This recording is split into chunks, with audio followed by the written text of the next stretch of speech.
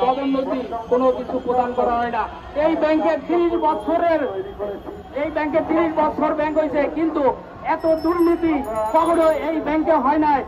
এই বছর পদোন্নতিতে যেই দুর্নীতি হয়েছে, কারণ এমডি মহোদয়ের আত্মীয় এখানে জড়িত, তাদের নাম আমরা জানি, তারা কোন কোন মারফতে টাকা কালেকশন করছে সেই তথ্য আমাদের কাছে আছে, ফোন নাম্বার সহ এবং ইভেনকি কল রেকর্ডার সহ আমরা রেখে দিয়েছি।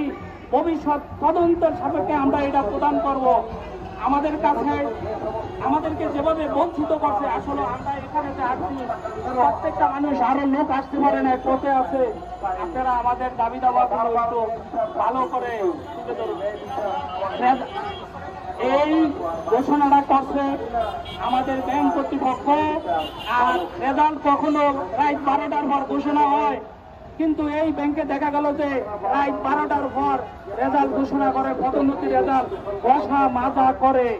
আপনারা আমার এই বক্তব্যটা আপনারা সকলকে একটু মিডিয়ায় প্রচার করে আমাদেরকে এই আরবিডিবি উন্নয়ন ব্যাংকে যারা কষ্ট পাইছেন, যারা এই পদোন্নতি প্রদান না করায় মানসিকভাবে শারীরিকভাবে তারা ভেঙে পড়েছেন, তাদেরকে আপনারা একটু সহযোগিতা করবেন। আপনাদের মাধ্যমেই আমরা আমাদের এই সহযোগিতা পাবো, আপনারা যদি একটু ভালো করে তুলে ধরেন। বর্তমান অন্তর্বর্তীকালীন সরকার দলীয় সরকার না।